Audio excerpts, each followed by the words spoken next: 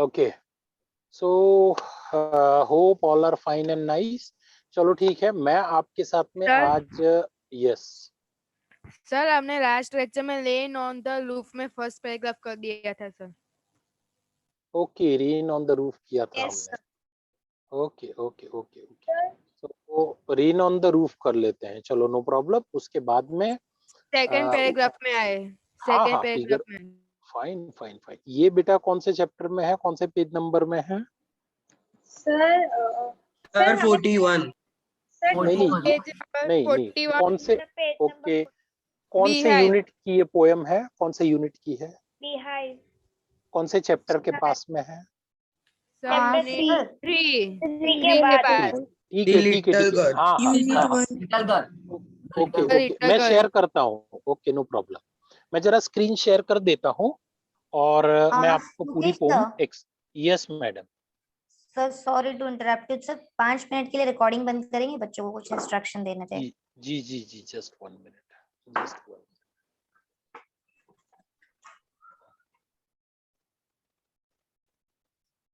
So the poem was, first stanza मैंने करा दिया था, बट लेकिन फिर से रिवाइज करा देता हूँ। Poem is a very small poem and only 3 stanzas, और बेसिक मैंने इंट्रोडक्शन बता दिया था, सीजन बता दी थी, लेआउट बता दिया था इसका, what is the feeling of the our poet वो भी मैंने बता दिया था। बट फिर से हम कर देते हैं without going in a deep. First stanza फिर से, Rain on the Roof is a poem that is written in the monsoon season. So when the first line, पहली आप read करो, when the humid shadows hover over all the starry spheres. Humid shadows क्या होता है, hover क्या होता है, starry क्या होता है, सारे मीनिंग मैंने करा दिए थे आपको। इफ यू रिमेम्बर अच्छा है, इफ यू डोंट रिमेम्बर फिर से लिखा दूंगा, फिर से आप लोग लिख देना। पहले मुझे डिस्कस करने देना, मीनिंग हम बाद में डिस्कस करेंगे। स्टेंजा खत्म हो जाने के बाद में सारे मीनिंग फिर से मैं लिखा दूंगा, so don't ask meanings in between. Meanings या तो एंड में हम कर लेंगे, पोम के स्टार्टिंग में भी मैंने लास्ट क्लास में करा दिया था। तो पहले मुझे एक्सप्लेन कर लेने देना, फिर मीनिंग पूछना। So the beginning like says that the poet हमारा poet कहता है when the humid shadows hover, it means whensoever these humid means dark clouds कब होते हैं, they are full of water। ये जो humid dark वाले cloud है, पानी लेके आते हैं, जब भी वो आते हैं, whensoever these clouds filled with water comes, the poet is saying that the sky is full of these clouds, and all these natural objects are full with moisture laden. They are full of water and very near to bring the rain. आसमान में काले बादल छाए हैं तो definitely बरसात तो आने वाली है ही। So whensoever these humid shadows hover, the author's heart full with some kind of sadness that the rain is going to come. And about to bring rain, बादल आए तो बरसात आने वाली है. So these clouds hover around in the sky. Over all the starry spheres means वो तारे भरी रात में, night time. So at this time, huge clouds which are full of the moisture, they move around in the sky and they are spreading a sadness. हमारे लेखक, हमारा जो poet है, उसके दिल में वो darkness means sadness लाते हैं रात की. And these raindrops, they wiped off the raindrops which seem like tears falling from the sky. हमारे पोएट को लगता है that they are the tears.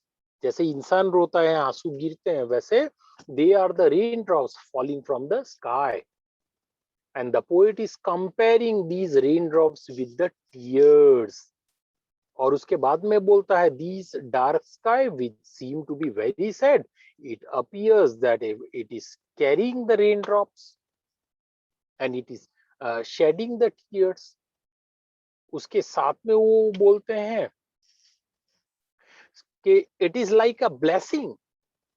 दुख तो है, but along with the sadness, it is like a blessing in the bed.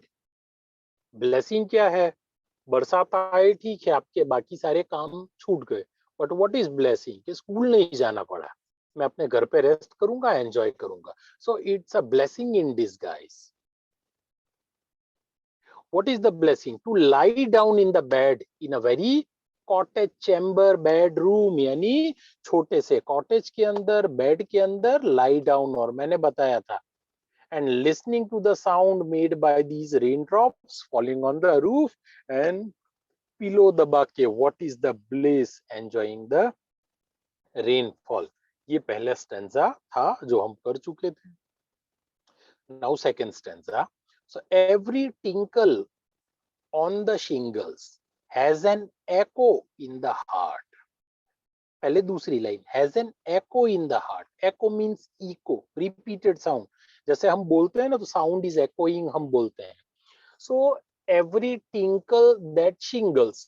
Tinkle क्या होता है? तो tinkle मैंने बताया था short, that is light, ringing sound, हम उसको बोलते हैं. हल्का सा ringing sound, vibrative sound. Shingles क्या होता है? Rectangular wooden tiles used on the roof. तो ये जितनी भी आवाज है रेन ड्रॉप्स की, वो सारी की सारी वो टाइल्स वाले रूफ पे गिर रही है, and that is making a repeated echoing sound. कहाँ पे? In my heart. And 1,000 dreamy fancies. एक दो यादें नहीं, पुरानी हजारों यादें आती हैं. अगर मैं आपको बोलूं कि let us move to your junior KG class, और let us move to 3 years back जब आपकी नॉर्मल स्कूल चल रही थी, तो आप बोलो कि हाँ, रिसेस ऐसी थी, मास्क था नहीं, टीचर आते थे, हम लंच ब्रेक ले जाते थे, स्कूल वेफर का पैकेट ले जाते थे, स्कूल के सर ग्राउंड में फैंसी खेलते थे. मीन्स बहुत सारी पुरानी यादें हैं. Dreamy fancies, 1,000 dreamy fancies. All the three words are connected with each other. कि हजारों यादें, 1,000 of the memories into busy being start. भले ना मेरी कितनी भी busy life हो, that started coming one by one. Busy beings refers to a human being that the poet is referring to himself. भले ही मैं, poet किसकी बात कर रहा है? मुकेश सर की बात नहीं कर रहा है. poet किसकी बात कर रहा है? अपनी बात कर रहा है. Whatsoever I am busy, whatsoever busy life is there, but जब भी ये बरसात आता है, रेन ड्रॉप्स आते हैं, उसकी आवाज सुनाई देती है, 1,000 memories come into my imagination, मुझे याद आ जाता है, and 1,000 recollections.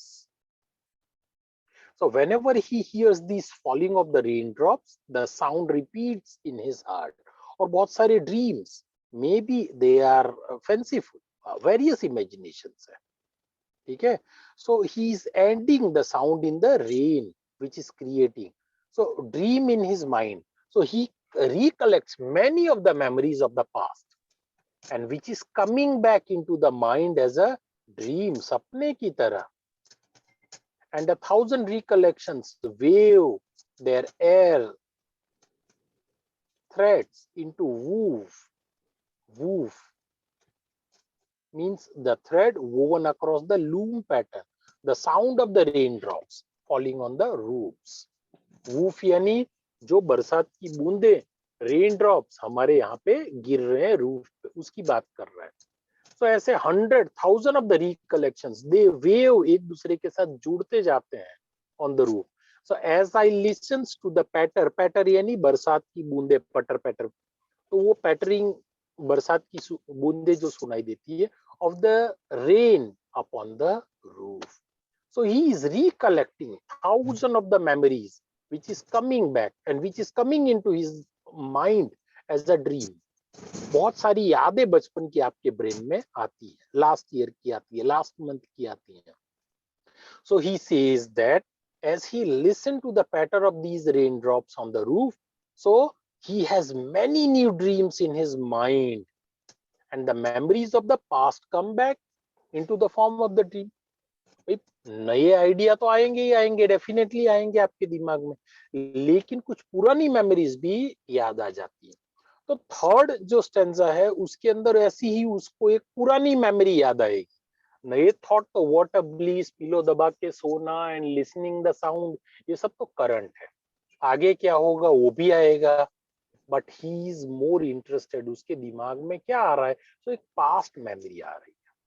वो क्या है, थर्ड स्टेंजा देखो, now in memory comes my mother.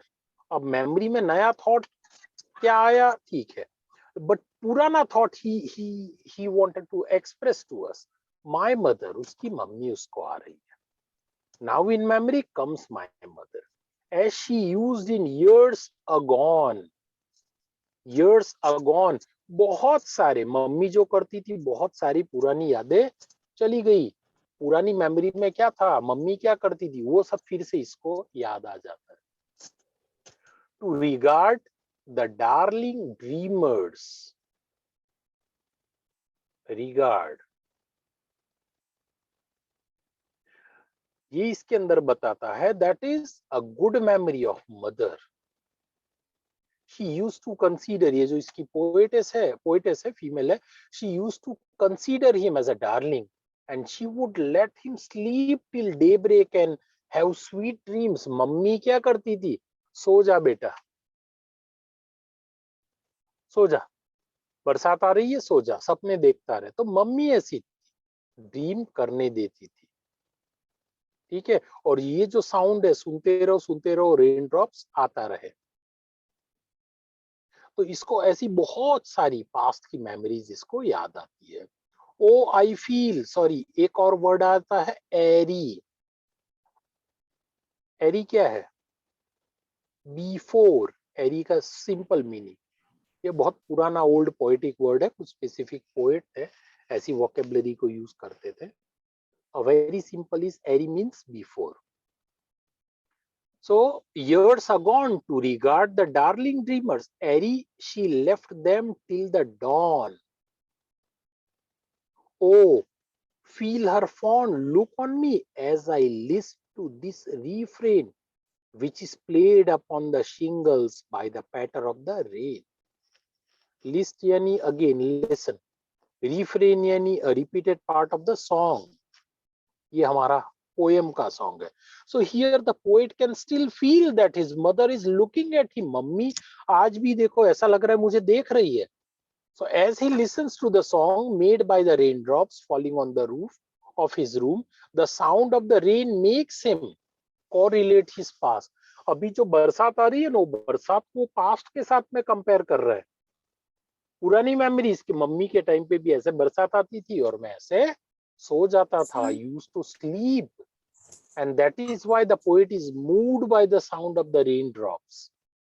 और उसके बारे में बोलता है on the shingles of his room, अपने रूम के जो रूफ है, जो टाइल्स है, उसके ऊपर वो गिर रही है और ड्रॉप्स आवाज कर रही है। So whenever he hears this sound, it brings back memories of the past and he is reminded of his mother। जब भी बरसात आती है मुझे मेरी मम्मी की याद आती है। That is a very humble simple concept। बोलो Sir, weave their add threads into roof का meaning. क्या है बेटा, Weave their add threads into roof. ये कौन से स्टेंजा में आप पढ़ रही हो? Second stanza. ओके, पहले मुझे थर्ड मैंने जो एक्सप्लेन किया है इसमें कोई डिफिकल्टी है तो वो पूछ लो, फिर सेकंड पे मैं आता हूँ। पूरा सेकंड Sir, refrain का meaning फिर से कहो. Can I rejoin? Your screen is not proper visible. या रीजॉइन। Sir, हाँ बोलो, refrain का meaning कैसे होता है? बता देता हूँ बेटा, मीनिंग सारे बता देता हूँ, सुन लो। देखो, रिफ्रेन का मीनिंग है the sound of the rain, बस repeated part of the song और अ पोम। और यहाँ हमारी इसके अंदर मीनिंग बताया the sound of the rain. Refrain means the sound of the rain. List तीन ही वर्ड है इसके अंदर, थर्ड स्टेंजा के अंदर। दूसरा है लिस्ट यानी listen, LIST, list means listen. उसके बाद वाला है ERE, एरी यानी before. It's old poetic word, poets use करते थे। दाऊ, दाइन, है ना, ऐसा वर्ड्स आते थे बहुत सारे। So it's like same. Is it over third? किसी को कोई डिफिकल्टी नहीं? फिर मैं आपका No, सेकंड sir. वाला डाउट क्लियर। Second No, में sir. डाउट। Yes, sir. अब बोलो सेकंड लाइन कौन सा था? सर हाँ, second Six sir stanza line. में। Dreamy, Weave sir their dreamy threads. Française, sir एक ड्रीमी एक करके। फ्रेंसिस मतलब अरे रुक जाओ, एक एक करके। Last third line. Wave their air threads into the woof. ओके, तो सबसे पहला मैंने मीनिंग बताया था वूफ। वूफ यानी rain drops falling on the roof, ठीक है, rain drops falling on the roof. So weave their air threads into the woof, यानी जो वो बचपन की इसके पहले वाली 1000 रिकलेक्शन, ये जो हजारों यादें आ रही थी ना, वो एक साथ जुड़ती हैं और एक पैटर्न फॉलो करती है, यानी मुझे मेरे पास्ट के साथ में ये प्रेजेंट कनेक्ट करती है। बरसात कब हो रही है? अभी हो रही है। रेन ड्रॉप्स कब हो रहे हैं? अभी हो रहे हैं। But these rain drops are connecting me with my past, ठीक है, दैट इज द मीनिंग। मतलब बारिश को देख के उसे अपनी पुरानी यादें आ गई।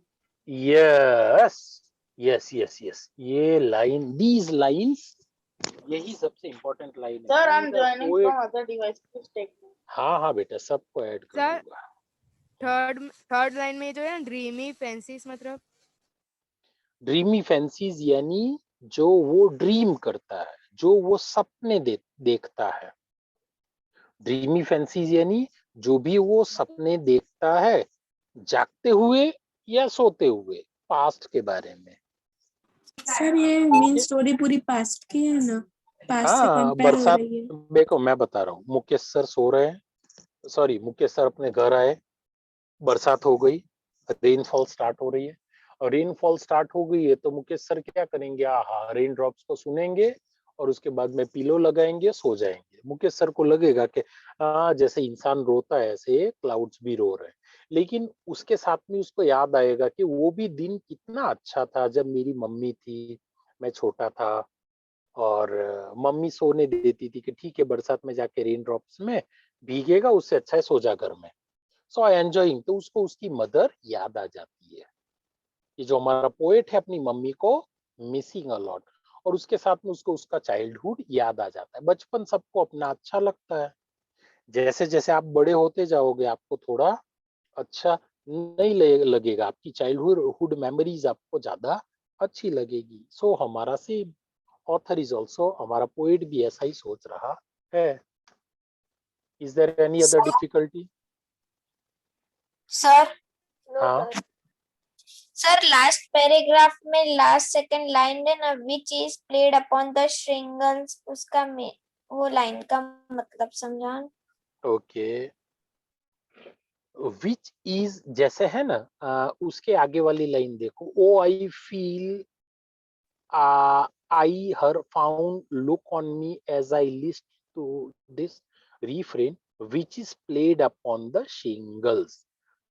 फिर से शिंगल्स क्या? वो पत्थर के टुकड़े पे जो बरसात की टाइल्स के टुकड़े थे ना, टाइल्स, यस टाइल्स, पत्थर का टुकड़ा कहाँ बोल रहा हूँ, जो टाइल्स थी ना जिसके ऊपर बरसात की ड्रॉप्स गिर रहे थे, उसके साउंड को, which is played upon the shingles, जो पत्थर टाइल्स थी, टाइल्स के ऊपर जो रेन ड्रॉप्स गिर रहा था, third third third, bird bird bird, जो भी आवाज आ रही थी, that is played on the shingles.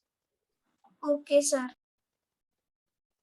अच्छा, अब मैं आपको बता देता हूँ थोड़े से फिगर्स ऑफ स्पीच हमें करने थे, और वो मैं आपको बताता हूँ।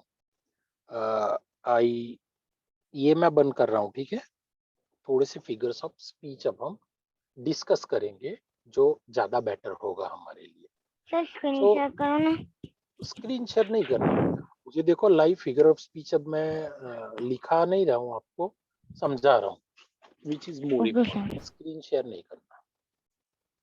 I am expecting you also on your videos. अब लाइव देख के थोड़ा आपका नाम लिख के भी मैं पढ़ाऊंगा तो ज्यादा थोड़ा बेटर होगा on your videos. If you want to really learn figure of the speech, बहुत you are going to enjoy it. चलो देखो, सर मेरा सबसे तो 1 hour 45 minutes से बिलोंग है। I am not able to hear your voice is breaking. चलो ठीक है, सर मैं देखो ऐसा कह रहा हूँ मेरा कुछ नहीं। चलो ओके। फिगर ऑफ स्पीच क्या होता है? फिगर ऑफ स्पीच वो होता है जो पोम्स की लाइंस के अंदर हिडन होता है, हमें निकालना होता है। So why figure of speech? So figures of speech क्या होता है? एक पोएटिक डिवाइस है which poets are using when they write poetry. I am writing poem, Parshva is writing poem, Nupur Gandhi is writing a poem. अब हम तीनों की pome different क्या होगी? तो मेरी पोम्स कैसी होगी? ऑलवेज आपको मालूम है कॉमेडी होगी थोड़ी। पार्श्व कैसा है? थोड़ा सीरियस है, उसकी पोम कैसी होगी? सीरियस होगी। नूपुर गांधी ऐसा है कि she is having some military background, तो उसकी पोम कैसी होगी? पैट्रियोटिक पोम होगी। सो कोई ऐसा है, त्विषा है, त्विषा की पोम कैसी होगी? सो त्विषा की पोम इज फुल ऑफ क्या बोलते हैं, डिस्क्रिप्शंस होगी। सो हर एक की अपनी अपनी एक स्पेसिफिक स्टाइल होती है लिखने की। तो सारे पोइट्स लिख लिख के पोम चले जाते हैं और उसके बाद में हम उसको करते हैं। सो एक एक स्पेसिफिक स्टाइल होती है पोम लिखने की, उसको बोलते हैं ज्यादा पोएटिक इफेक्ट देने के लिए। तो वो पोएट्स कुछ वर्ड यूज करते हैं पोम की लाइन में, that is known as figure of speech. Understood? So figure of speech is a poetic device which a poet is using to describe the poem in order to make the poem look more beautiful. वो pome को बहुत ज्यादा beautiful बनाने के लिए use करता है, so that we can enjoy the poem. ठीक है, ये होता है। अब चलो मैं आपको क्विकली, और डिटेल ज्यादा जाएंगे तो फिर हमारा टाइम वेस्ट होगा। सो दो पोएटिक डिवाइस अब भी मैं आपको लर्न करा देता हूँ, 1 मिनट में ऐसे आ जाएगी। 10 फिगर ऑफ स्पीच अब भी कर लेंगे।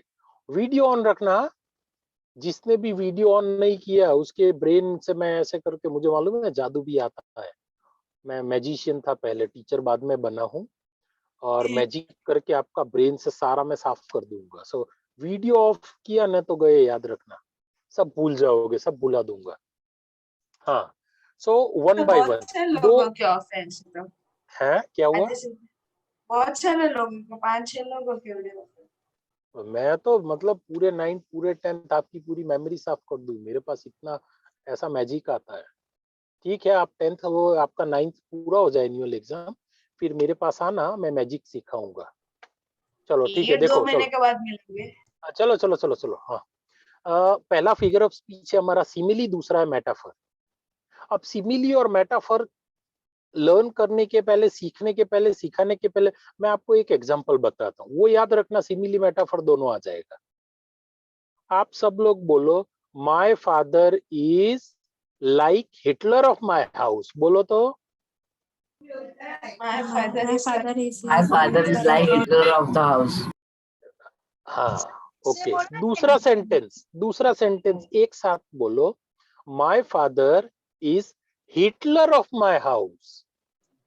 my father My father is okay, what is the, जिसको मैं पूछूं वही बोलेगा। सर मैं बोलूं? धवल ना धवल परीख और खुशी, आप दोनों मुझे एक एक करके आंसर दो। What is the difference between these two lines? Dhaval पहले आप बोलो। सर फिर से रिपीट करो ना। सबसे तो बुलू आया, खुशी आप बोलो सर, आंसर। खुशी बोलो। समझ गया, आप फिर से रिपीट करो ना। ओह गॉड, सर व्हाट्स मैं बोलूं? Going on? यस बोलो। राही। सर उसमें राही। हिटलर ऑफ द हाउस था और इसमें हिटलर ऑफ माय हाउस है। यस चलो ठीक है, मैं फिर से बता देता हूँ।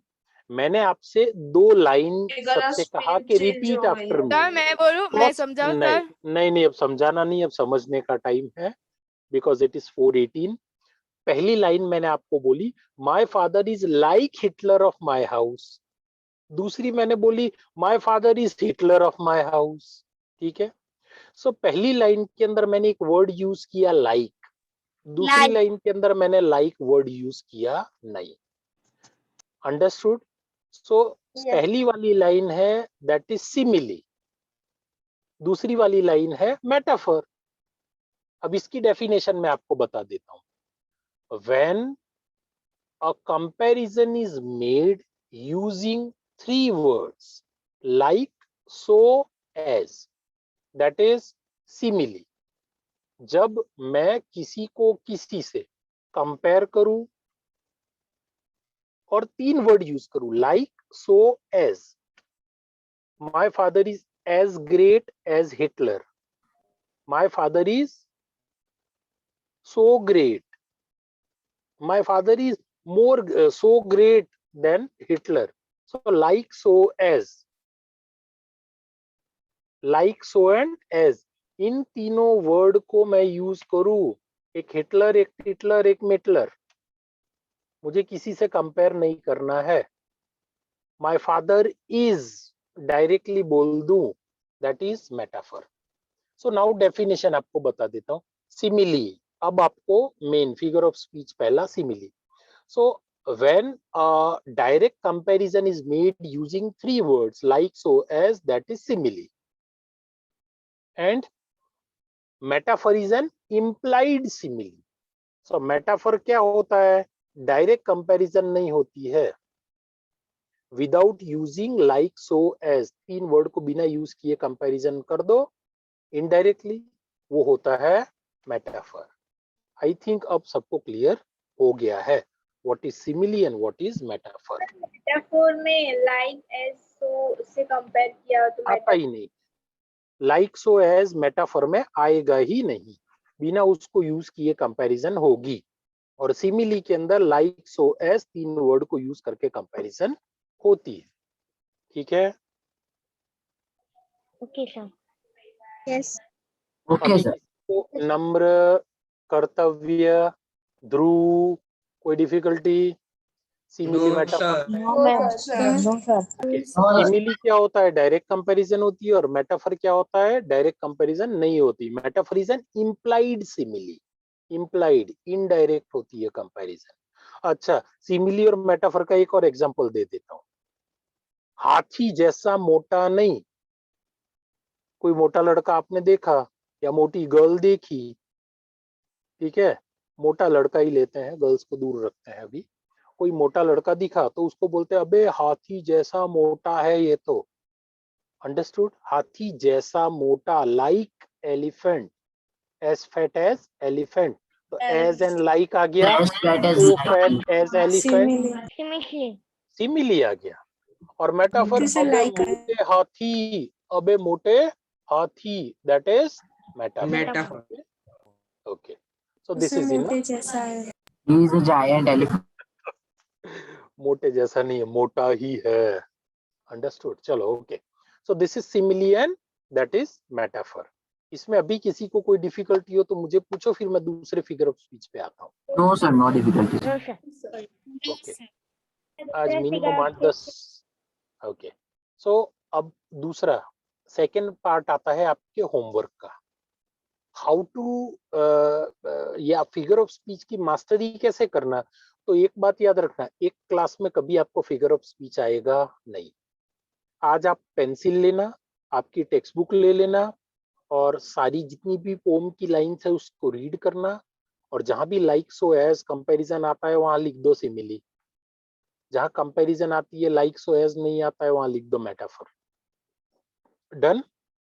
अच्छा, सिमिली मेटाफर के साथ में एक और आता है, इसका ही जैसा है, बहुत इजी याद रह जाए, पर्सोनिफिकेशन। अब पर्सोनिफिकेशन, ये जो कॉमन फिगर ऑफ स्पीच कहीं भी आते हैं वो मैं बता रहा हूँ, स्पेसिफिक भी करेंगे।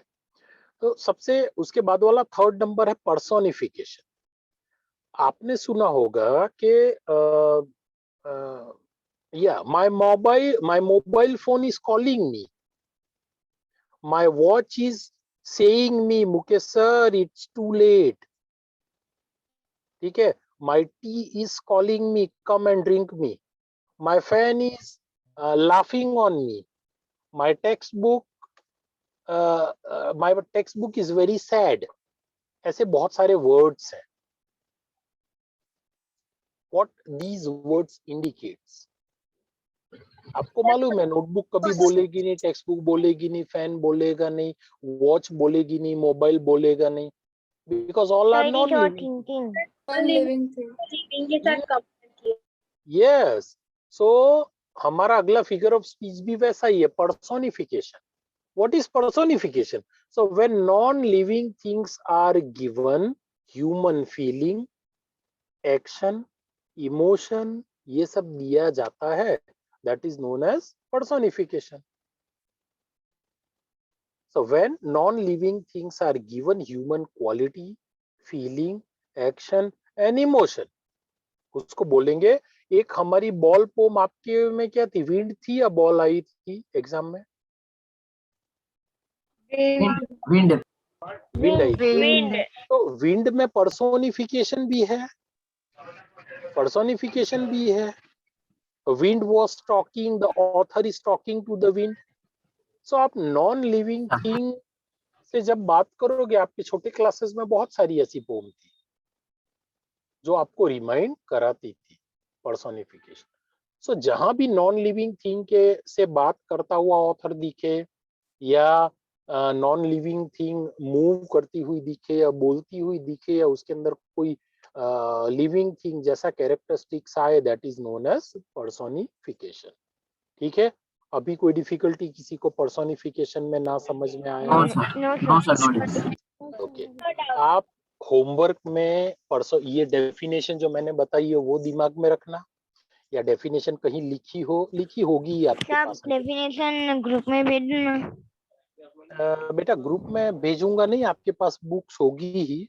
नेक्स्ट क्लास में मैं थोड़ा अभी एक्सप्लेन करूं, फिर आपके पास में मैं थोड़े और फिगर ऑफ स्पीच हो जाने दो, या नेक्स्ट क्लास में मैं भेज दूंगा। चलो, no problem, tomorrow I okay sir, तो अभी Okay. अब नेक्स्ट क्लास में भेजेंगे तो हम सर वो पता जो आप भेजोगे वो होमवर्क पेजेस में लिखना।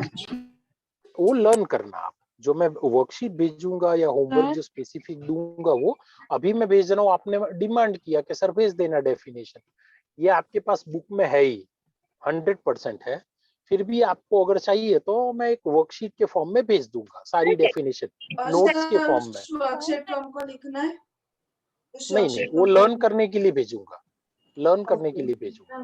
बुक की एक्सरसाइज हमें होमवर्क में लिखनी है ना? यस, वो आप लिखना, वो लिखना आप।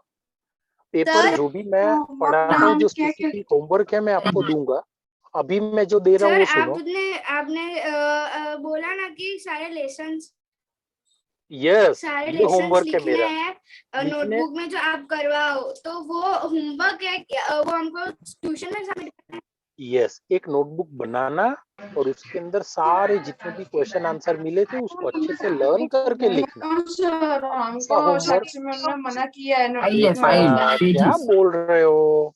पहले सुनो मेरी बात। पेजेस में दिया है। मैम ने सबमिशन का बोला है, वो आपको पेजेस में देना है होमवर्क का। ये तो मैं आपको बता रहा हूँ, आप एक अच्छी सी नोट्स मेंटेन करोगे, लिखोगे, लर्न करने की बात कर रहा हूँ मैं। आपको ये जो डेफिनेशन है वो डेफिनेशन लर्न करने के लिए देने की बात कर रहा हूँ। लिख के मुझे, मैं आपको भेज रहा हूँ, आप वापिस लिख के मुझे भेजोगे चेक करने? नहीं करना है ये तो आपको डेफिनेशन जो मैंने एक्सप्लेन की वो मैं नोट्स आपको बना के भेज दूंगा। ये वेद ने बोला इसलिए मैं बोल रहा हूँ आपको भेजूंगा। होमवर्क जो सबमिशन के लिए बोलूंगा वो आप देना मुझे।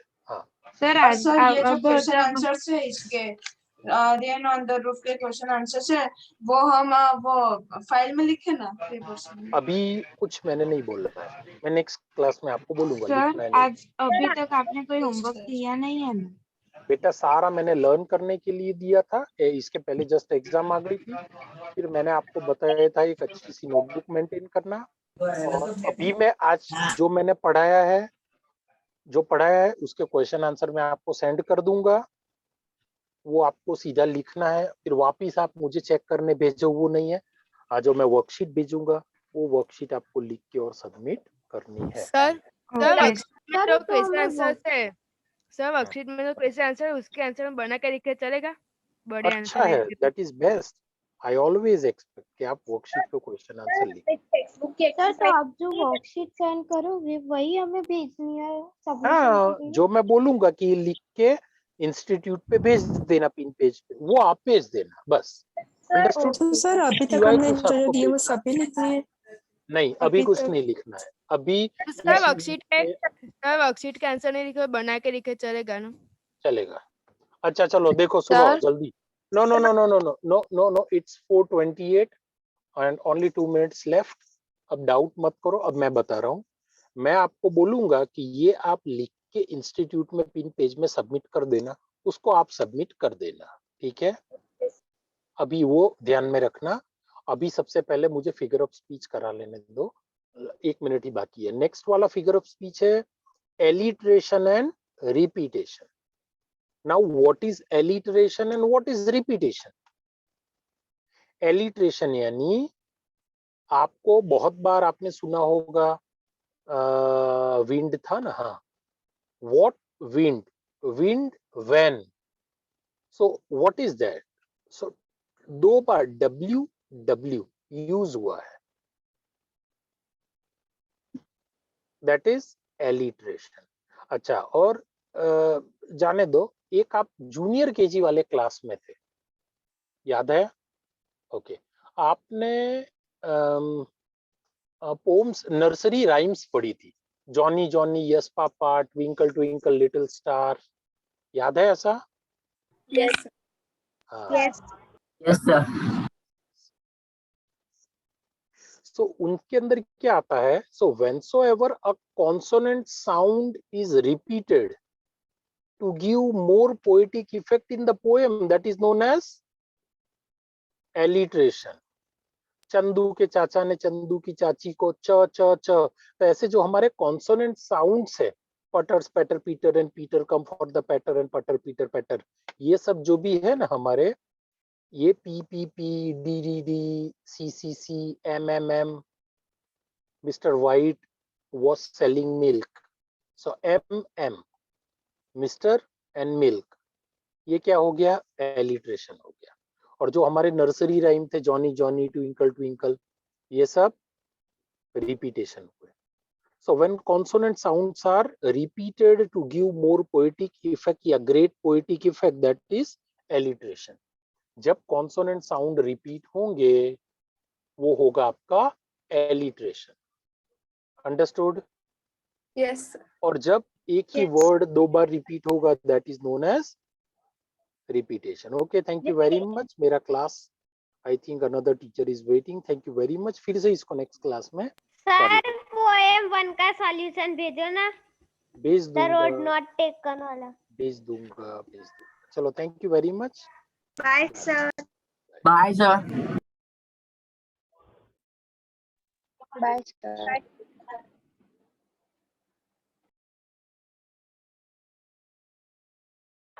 Bye sir. Bye sir.